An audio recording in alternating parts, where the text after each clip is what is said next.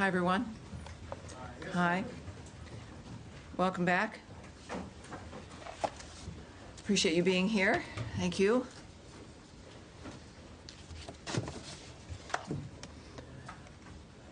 Everyone's set? We're good? Great. Welcome aboard, everyone. Thank you again for being here. For generations, the Middle East has been dealing with the world's largest state sponsor of terrorism, with the attack on Israel on October 7th by Hamas, reminding us of what's at stake. Due to the wisdom of the American people, President Trump's election to a second term has offered the world a chance to see an American leader committed to solving many of the world's existential threats with determination. Now, as the conflict between Israel and Iran continues, President Trump has also been clear that Iran cannot have a nuclear weapon. Secretary of State Marco Rubio has also stated that fact, as he has traveled the world working to implement President Trump's vision of peace and security. That statement has also been uttered from this podium many times.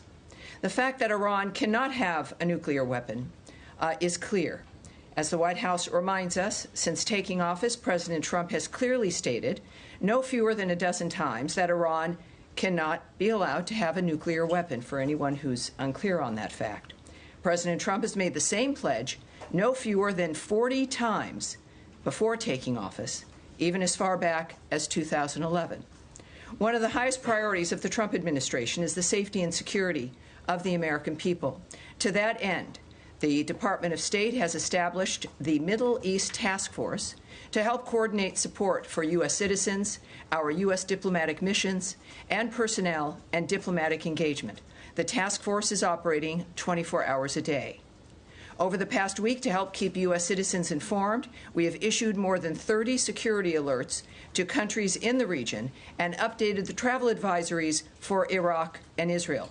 We remind U.S. citizens not to travel to Israel or Iraq and not to travel to Iran under any circumstances.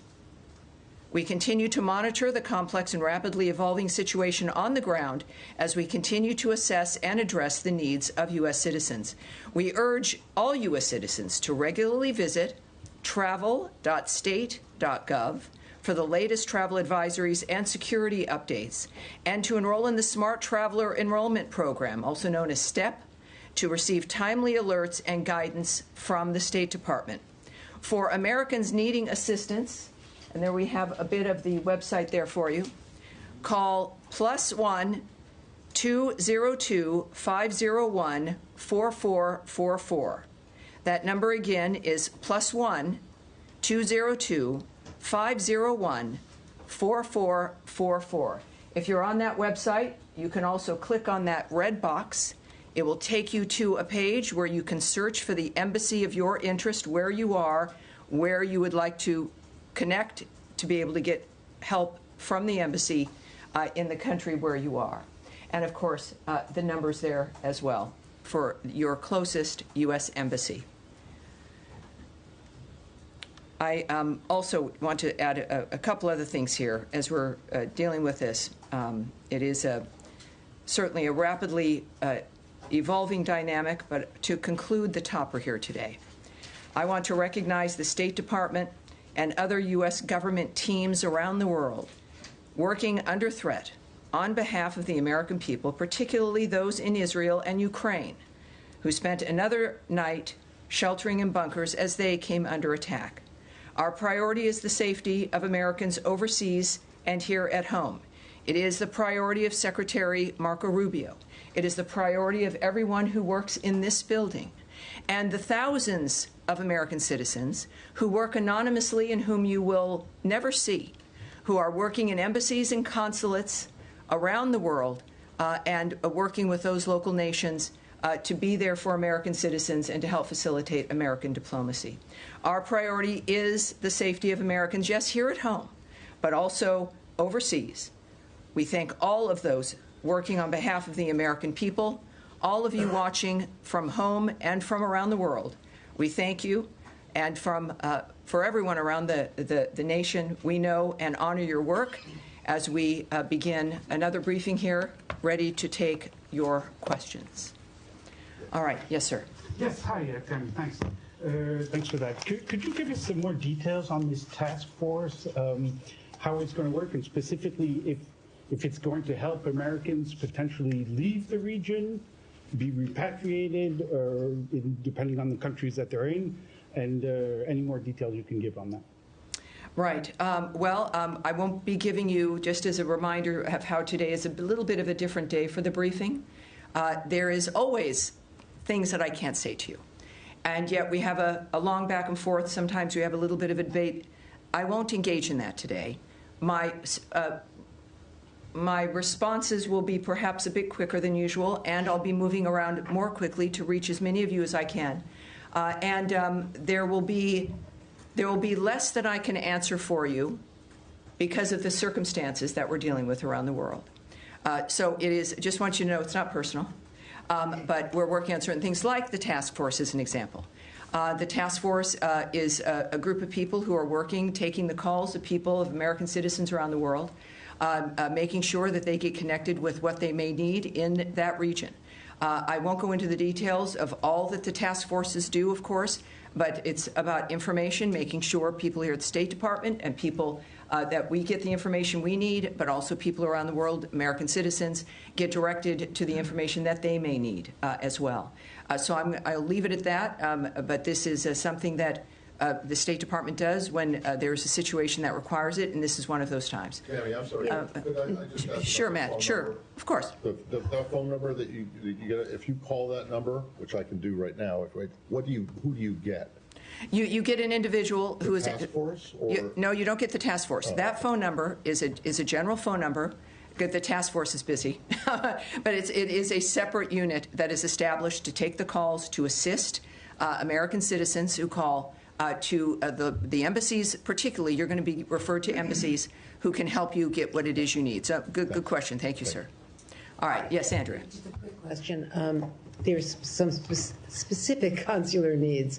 One in particular that I'm aware of, and there may be more than one, is an American citizen in Iran, where there is no embassy, no consulate. Mm-hmm. Would that be the Swiss protectorate? Would there be other options? Is consular affairs give any advice as to what to do about Americans right now stuck in? I can't speak to any advice or information regarding individuals in Iran at this point. And what about American Israelis or Israeli Americans either wanting to come out or wanting to get back home? El Al, I believe, has resumed flights in some small measure for people who, some people have kids in Israel and they were visiting the States. Mm-hmm. And they're American citizens. Is there anything that they can do? Where should they call this number?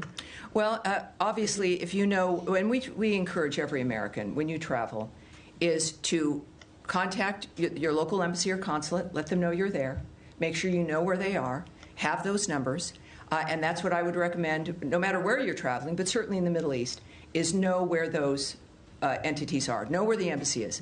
So if you're in Israel, obviously it's Tel Aviv or it's Jerusalem. Are they open? Well, they will answer their phone. So there's contacts that can happen in the midst of all of this. And, of course, I think that's the advice for wherever you are.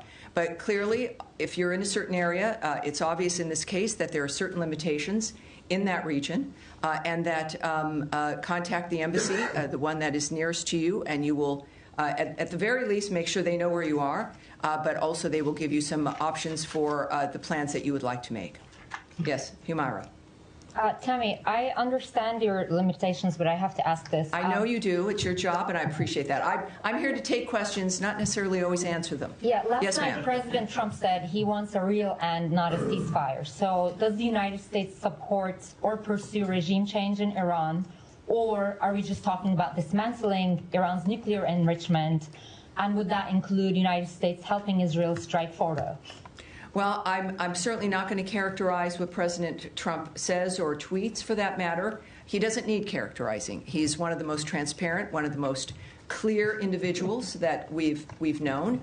I think that we can take his word for his word, but I'm not going to speculate on, in a larger sense, what that would mean That is up to the president. He is the singular guiding hand about what will be occurring from this point forward, as he has been.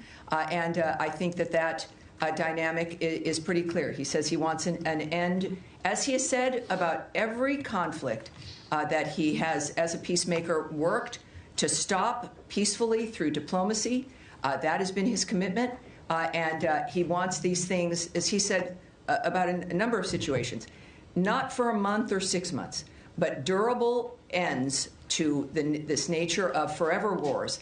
And that has been his posture, and that's his posture now. Okay, I have an easier follow-up. Yes, ma'am. How many people... I'll take a hard one, too. I'd say. How many people so far have contacted U.S. missions in Israel or elsewhere, American citizens, seeking help to depart the country that they're in the Middle East? Yes, I won't discuss those details or the numbers involved with the embassies. Are you guys planning to facilitate charter planes to get people out or military evacuation? I will not discuss what our plans are in that regard. Yes, ma'am. Just to follow up on that really quickly. Sure. Are you guys considering at all operations that would help Americans who want to leave the region from evacuating?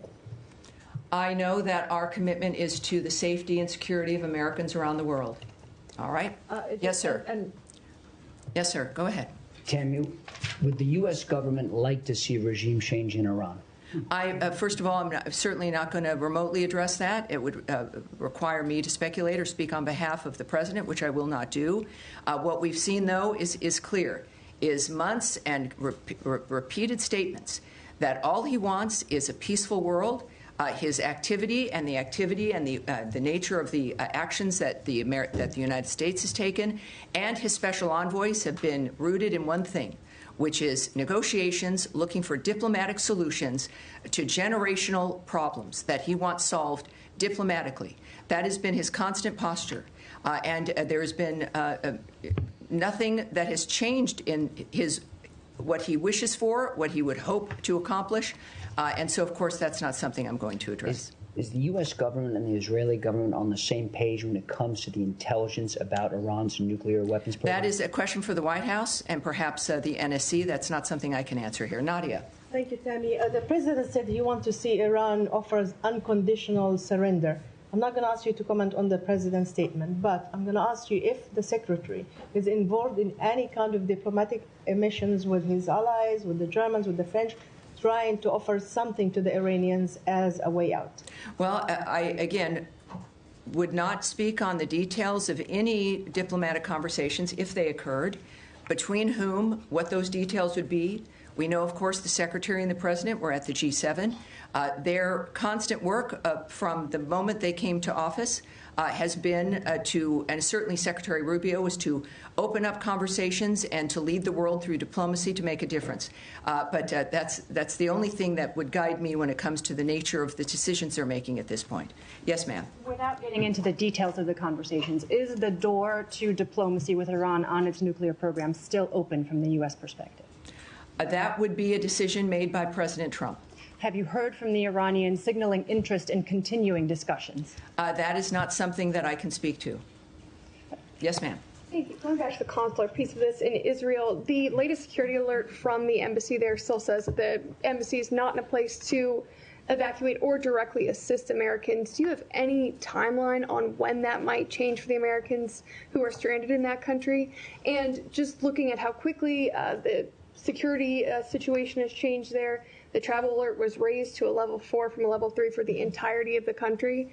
Is that a sign that the State Department was caught on its back foot a little bit by this change because Americans still can't get help? I can say the answer to that last question is no. We are working 24/7 to ensure the safety and the security of Americans around the world. I can say that the Department of State is always planning for contingencies to assist private U.S. citizens' departure from crisis areas, and we will alert the U.S. citizenry community if there is and when there is additional information to share regarding their options during any crisis, but certainly this one as well. When it comes to how quickly people can expect a dynamic, the American government, the State Department, Our militaries, you've seen all of these assets, all of these departments involved in this dynamic in one fashion or another, are working exclusively for the safety of this nation and the safety of the American people, wherever they may be. Yes, sir. Thank you, Tammy. At the top, you said that you're advising U.S. citizens not to travel to Israel or Iraq or Iran under any circumstances. Do you have any more general guidance for Americans in the Middle East, more broadly as a region? Are there other countries that you're advocating people depart from? Well, at our website, we have our travel alerts. We also have moved them on our State Department Twitter, our social media accounts. Those are for the public to see. Would there be, what is the specific one for people to look to if they want to look for specific country travel alerts? Is it travel.state.gov? So travel.state.gov, and you will see every travel alert there for you, depending on if you're going to be traveling. And it's not just for the Middle East, or if you're in a country right now, you can get your information there. Yes, sir. Thank you. Two questions. In your topic, you also recognize American diplomats serving in Ukraine and Israel who spent another night in a bunker. Yes. But one of American citizens happened to be killed by the Russians last night in Ukraine. Do you have any comment on will the U.S. government act to protect American citizens in Ukraine? Yes, we are aware of last night's attack on Kyiv, which resulted in numerous casualties, including the tragic death of a U.S. citizen. We condemn those strikes and extend our deepest condolences to the victims and to the families of all those affected. The President, in the recent past, has made his thoughts clear about striking the civilian areas in that regard. And just to reiterate again, which is at the thread throughout all of the work that we do, is the Department has no higher priority than the safety and security of U.S. citizens abroad, and we can confirm the death of a U.S. citizen in Ukraine, and we stand ready to provide all possible consular assistance. And out of respect to the family during this obviously horrible time, we have no further details to offer in that regard. And second topic, in light of Israel-Iran tension, some of our colleagues from VOA Persian service were called back reportedly. How much do the events of past few days signify the role of VOA and other outlets to counter these narratives from U.S. enemies? Yes, I'm not going to go into the details of what we're doing when it comes to communications into that region or into specific countries. Yes, sir. Thank you, Tammy. Two Iran-related topics. Number one, the administration kind of kept this conflict between Israel and Iran at arm's length over the first few days. And now, since last night and especially into today, we're hearing the president say, we more. We have control over the skies. We know where the supreme leader is. He's kind of taking more ownership of the situation directly. Is that feeling trickling down to this building as well? Is there more of an ownership of the situation in the State Department as well? Well, I again, can't characterize the feelings of the President of the United States. We know that he is our lead. We know that he is the guiding hand. We know that he is one of a few who know all the details, and he is clearly has a mission and an agenda that has involved diplomacy and changing the world for the better for people. In the meantime, of course, things change. Our experiences change. He's making comments that are a reflection of what what matters to him, and of course, what matters to the President matters to the State Department and every other department. I think that it is fair to say that his leadership and his re-election to the second term was because people here in the United States were tired of the status quo. And what the world has seen is a peacemaker and someone who can make a difference, and that's what they're looking forward to. Final question. Can I get in one more? One more. There's no special envoy for Iran. Several key locations in the Middle East don't have a confirmed ambassador. We speak often about the day after situation in Gaza. What about the day after situation in Iran? Is the State Department ready for it? Well, the State Department and the Trump administration, while you may not see things immediately, just because it's not maybe in the news or you're not present for things that occur, doesn't mean they're not occurring. I would remind everyone that the State Department, as I've found out, is sort of like the military. It's 24/7. It is not something that is a basic 8 to 5 dynamic. And it's because people are working around the world constantly. It is literally their mission personally, their work is what they do and are committed to. So while you may see a certain thing in a static framework, it doesn't mean that we have not worked on that or are not working on that or that things will begin to happen. So it's just a reminder that it's not about the day after. We are working before, during, and after. It is the anticipation of people with history and an experience when it comes to the history not just of a building and of a department of the United States, but the history of people working on diplomatic issues throughout the world. And they work for this department. They are committed to those issues, and that is what makes the State Department so effective, in addition to the leadership that is afforded by Marco Rubio, as guided by Donald Trump. Yes, sir, you've been waiting. Tammy, the NATO summit is in The Hague next week. Yes. President Trump and Secretary Rubio came back early from the G7 summit because of the nature of what's going on in the Middle East. If this situation is still unfolding next week, should we expect some kind of changes to the delegation, changes to travel? Should we be anticipating that if the situation is still ongoing? You know, I can't tell you if anything will change. I know it has not so far. But as we have experienced from day to day or even sometimes hour to hour, things do change.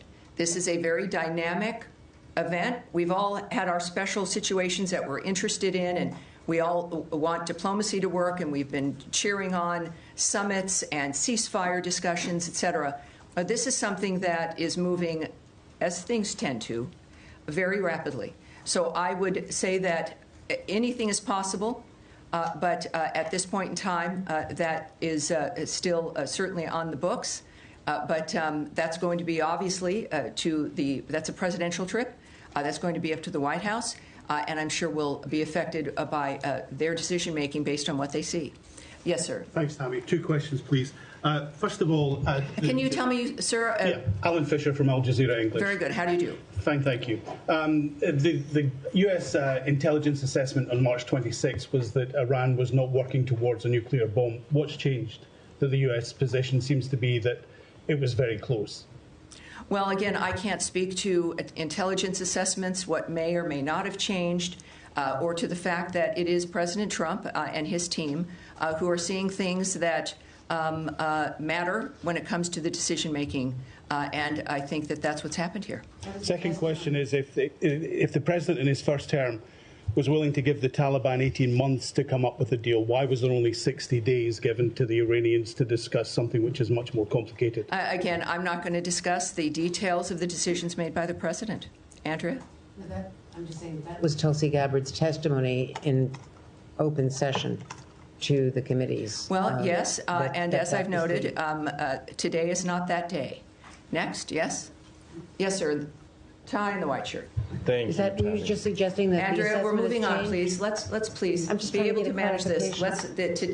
Sir, in the back there. Thank you, Tammy. My question is, the other week we were talking about the negotiations between Iran and the U.S., and the president was very optimistic about it. And now drastically everything has changed, and we are talking almost about a full-scale war between Israel and Iran.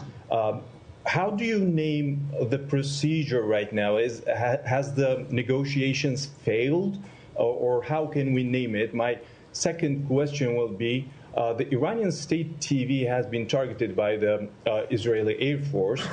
How do you see that? Do you see a state TV channel as a legitimate target?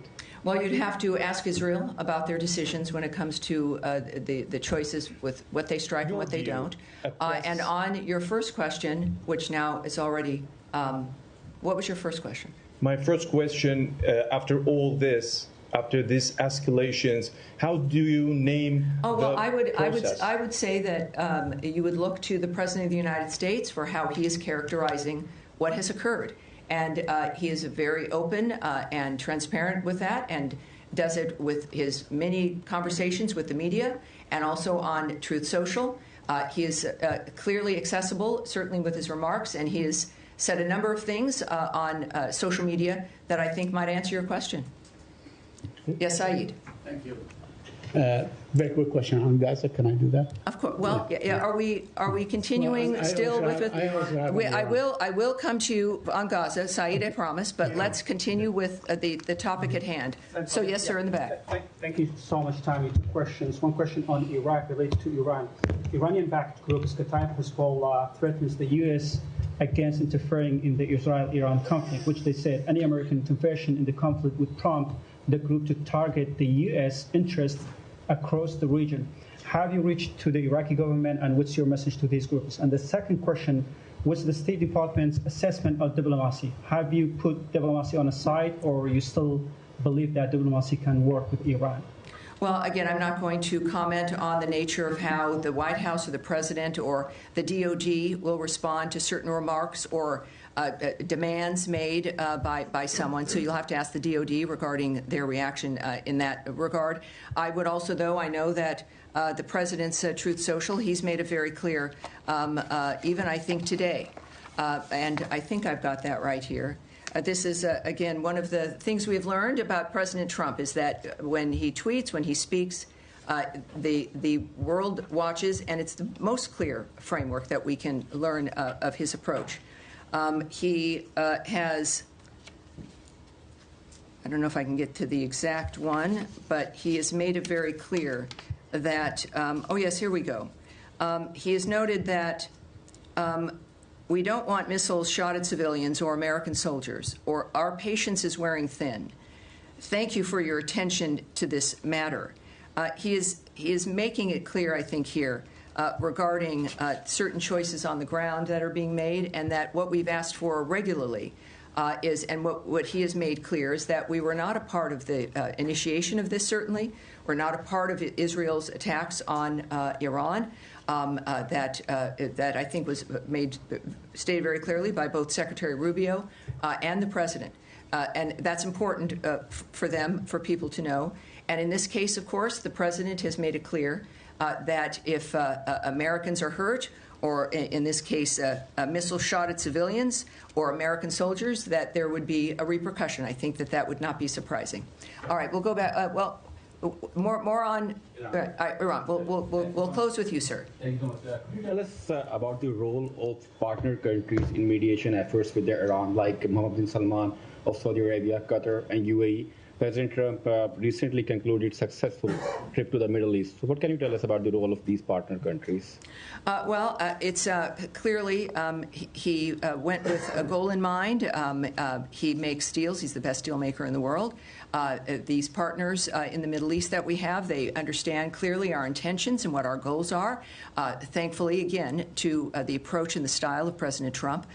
So it's, I think that when it comes to, again, the best person who could explain his feelings and thoughts about what's accomplished on any issue is the President himself. So I'd refer you back to what he writes and what he is posting on, I think, a very regular basis, which is helpful to people like me, and I think to the world at large as well. Despite Israel's concerns, can I one more? Despite Israel concerns, President Trump is still trying to negotiate with Iran for a nuclear deal, showing that his priority is peace in the region.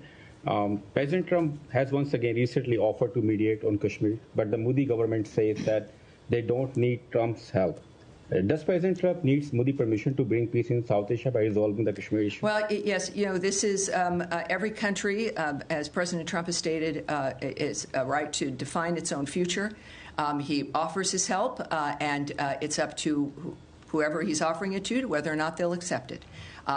We live in a fascinating, exciting time where we've got a man who can make the difference, and he's generous about making that difference. He could have chosen to have this term be about anything other than peace and making America great again. But he's stuck with that. He's committed to that. It is part of his overall commitment to the country. So I would not speak to the nature of another country's decision-making. That's up to them.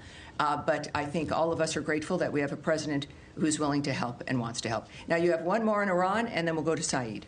Can you confirm a report of the former Iranian President Mahmoud Ahmadinejad has been killed in Tehran? I can't confirm that or report on that or discuss it. All right, thank you. Saeed. Thank you. Very quick question on Yes, Gaza. sir. In the last 48 hours or the last 3 days, dozens of Palestinians have been killed at the aid centers and so on.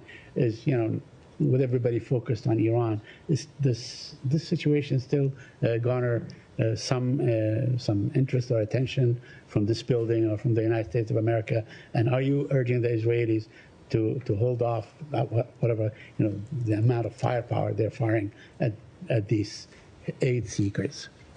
Well, we of course are always saddened to hear reports about any mass casualty situation or shootings. I don't know who isn't, no matter what the dynamic. The IDF has said a particular incident is under review, and that is helpful, and we'll see what their review comes up with. In the meantime, I think it is important also when it comes to the nature of the efforts to get aid and food to the Gazans. We now know, can report that the Gaza Humanitarian Foundation now is working at 4 distribution sites and has distributed nearly 26 million meals to date. So it is, again, a conversation about whether or not the State Department cares. Every day there's a demonstration. And when we think about the State Department, it's people. It's people who've committed their lives to a diplomatic life, to a life of foreign service, to a political life, to try to make the difference for the world. So we see that manifesting here. And as we also know with today's events and today's conversations, there's a reason why we need people like President Trump and the American commitment to peace abroad. All right? Yes, go ahead. Yeah, it's been reported over the weekend that the President yes. Will expand the travel ban to 36 other countries. A lot of them, from what I understand, are in Africa. There's already 19 countries that are affected by the travel ban to a different extent.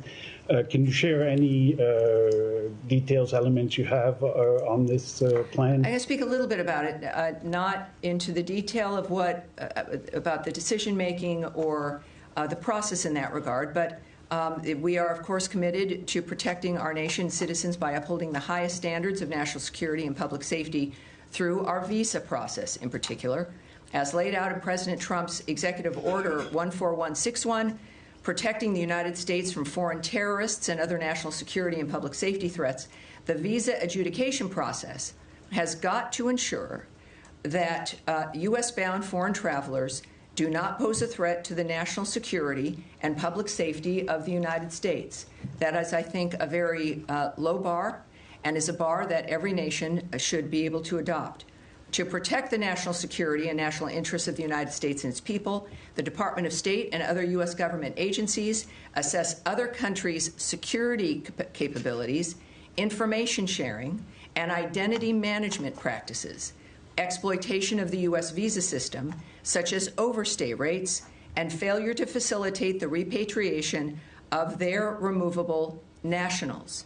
So, noting where a country, perhaps as you did, is located, the geoposition, the actual location of a country, is not a factor, or what continent that country is on. These are about very specific aspects about whether or not the United States feels it can trust the information we rely on those countries for to determine whether or not they'll get a visa. We don't, we rely on the vetting and the presentation of information from other nations in order to say, yes, you can or you can't come. In this particular instance, I think that it's clear as we're looking at providing a period of time, countries being told if they don't get to that point where we can trust them, and they've got to change the system, update it, do whatever they need to do to convince us that we can trust the process and the information they have. So that is the goal of this. The Secretary will have the discretion to determine whether or not someone is on that list, as we then also continuously vet the nature of what's happening within these conversations. And the goal is so that we can all move forward, so that people can come to the country. And that's our goal. All right. Yes, sir. Yeah, but I don't know why you're so far in the back, Michelle, but I'm sorry. With NPR, yes. Yes. Just following up on that, there was a deadline given for these 36 countries tomorrow to come up with their action plan. I wonder if you've heard back from any of them yet? That's incorrect. I can just tell you that that's not correct. The fact is that they will have a considerable amount of time to rectify whatever the situation is that the State Department has determined is affecting the nature of our trust in how we issue a visa. All right? Yes, and we'll take... Yes, sir, with the beard there? Yes. Thank you. Has the United States... Can you tell me your name, sir, and your outlet? Mustafa Abdo, Shafaq News. Okay, welcome aboard. Thank you. Has the United States received any official request from Baghdad to help prevent Israeli overflights in Iraqi airspace? And what is Washington's response to such a request? Again, you would need to speak to the Department of Defense and the White House regarding that. I won't speak to the details of conversations, certainly about anything of that matter involving any country. And I think that will be it for today. As we return, thank you all for your patience, and I expect to see you again later in the week. Thank you very much, everyone. Thank you. Thank you. Appreciate it.